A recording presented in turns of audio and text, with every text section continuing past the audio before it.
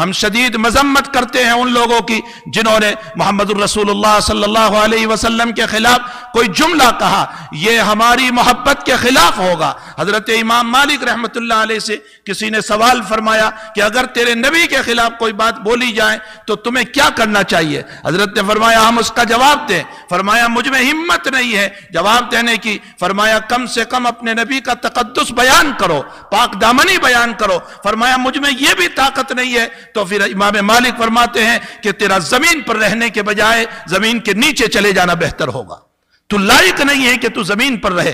ہمیں چاہیے کہ ایسے موقع پر ہم اپنے آقا صلی اللہ علیہ وسلم کے تقدس کو بیان کریں، آپ کی پاک دامنی کو بیان کریں، آپ کے علم کو بیان کریں، آپ کی اخلاقیت کو بیان کریں، آپ کی مبارک زندگی کو پیش کریں۔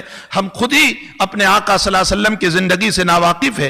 دوسری بات، اس سے پہلے بھی اس طرح کا مسئلہ ہوا اور اس موقع پر ایک بہت بڑا ایک اجلاس ہندوستان میں سہارنپور میں بلایا گیا، اور جس کی صدارت میرے پیر استاذ محترم حضرت شیخ مولانا محمد یونس صاحب جون پوری رحمت اللہ علیہ نے فرمائی تھی، اور ایک بہت بڑا مجمع تھا جس میں 2 لاکھ سے قریب آدمی جمع ہوئے تھے، اور آقا صلی اللہ علیہ وسلم کے خلاف جو ایک غلط قسم کی تصویر بنائی گئی تھی، اس مجمع کے اندر حضرت شیخ نے پورے مجمع سے ایک سوال کیا تھا کہ یہ بتاؤ کہ یہ لوگ کیوں نبی کے خلاف بول رہے ہیں؟ پھر حضرت نے فرمایا ان لوگوں کو جسارت اس لیے ہوئی ہے کہ مسلمانوں نے اپنے نبی کو چھوڑ دیا ہے، ہم نے خود ہی اپنے نبی کو چھوڑ دیا، ان کی اطاعت کو چھوڑا، ان کی فرما برداری کو چھوڑا، ان کے اخلاق کو چھوڑا، ان کے کیریکٹر کو چھوڑا، ان کی وفاداری کو چھوڑا، ان کے نقش قدم پر چلنے کو چھوڑا۔ اس کی بنیاد پر یہ سارے، ابھی 10 دن پہلے کا واقعہ ہندوستان کا میں آپ کو بتاؤں کہ ایک پولیس افسر کو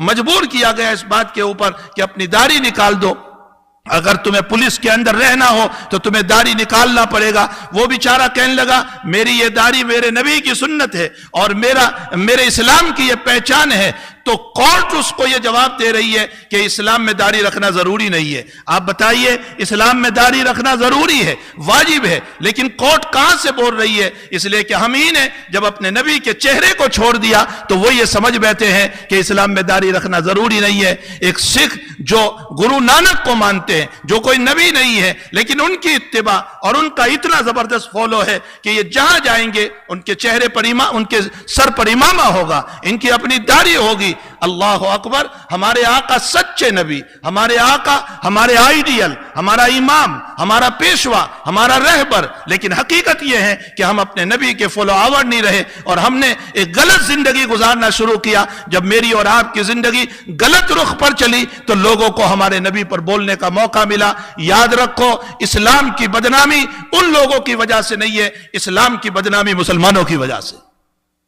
ہم نے خود ہی اپنے آقا صلی اللہ علیہ وسلم کو بدنام کر دیا۔ ہم ذات میں لڑے، ہم بات میں لڑے، ہم قوموں پر لڑے، یہ فلاں کا ہے، یہ فلاں کا ہے، یہ ہمارا نہیں ہو سکتا، یہ دوسری کنٹری کا ہے، یہ دوسرے ملک کا ہے، یہ دوسرے اسٹیٹ کا ہے، یہ فلاں مسجد کا ہے، یہ ہماری مسجد کا نہیں۔ ہم کرسی پر لڑے، ہم عہدوں پر لڑے، ہم ذاتی مسائل پر لڑے، جس کی بنیاد پر ہمارا شرازہ بکھر گیا، ہماری طاقت ختم ہو گئی، ہماری بولنے کی ہمت ختم ہو گئی۔ اللہ تعالیٰ قرآن کریم میں فرماتے ہیں لا تنازعوا فتفشلوا وتذهب ريحكم، اختلاف نہ کرو ورنہ میں تمہاری طاقتوں کو ختم کر دوں گا اور دوسروں کو تم پر غالب کر دوں گا۔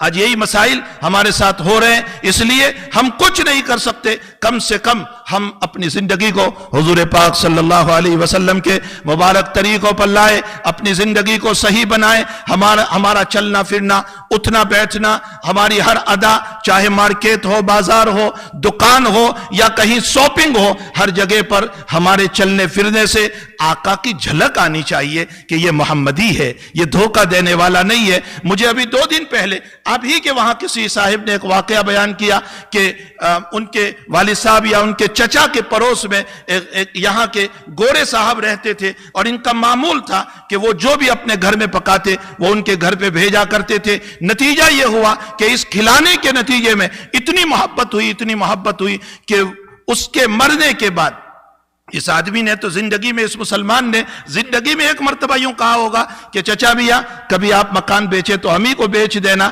لیکن اس کے انتقال اور اس کی موت کے بعد ان کے بچوں نے یہ کہا کہ میرا باپ یہ ول نامے میں اور وصیت نامے میں یہ لکھ گیا ہے کہ میں نے ان کی روٹی کھائی ہے، اس لیے میرا مکان بیچو، تو اسی مسلمان پڑوسی کو بیچنا، اور صرف بیچنا نہیں، جو عام ریٹ چلتا ہوگا اس سے 2 لاکھ کم کر کے ان کو دینا۔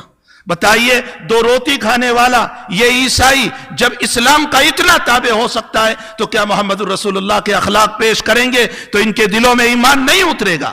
یقیناً یہ ایمان کے دروازے پر کھڑے ہو چکے ہیں، لیکن میرے اور آپ کے اخلاق دیکھ کر وہ واپس ہو رہے ہیں کہ یہ دھوکہ دینے والا، یہ فریب دینے والا، یہ لڑنے والا، یہ ایک دوسرے کی عزت کو پامال کرنے والا، یہ دوسرے کو بدنام کرنے والا، اگر اسلام اسی کا نام ہے تو پھر میری عیسائیت برابر ہے، میں اپنے مذہب پر برابر ہوں۔ اس لیے تقدس حضور پاک صلی اللہ علیہ وسلم کا ہمیں بیان کرنے کی ضرورت ہے، اور اس کے ساتھ ساتھ ہمارے اندر وہ اخلاق حسنہ کو لانے کی ضرورت ہے۔ یہ ٹاپک ایسا نہیں ہے کہ شان رسالت میں ہم 10-5 منٹ کے اندر کوئی بات کہہ دیں۔ آقا کی زندگی کو بیان کرتے ہوئے لوگوں کے قلم ٹوٹ گئے، لیکن آقا کی زندگی بیان نہ ہو سکی۔ انشاءاللہ پھر موقع رہا تو میں کھل کر نبی اکرم صلی اللہ علیہ وسلم کی مبارک زندگی کو پیش کروں گا۔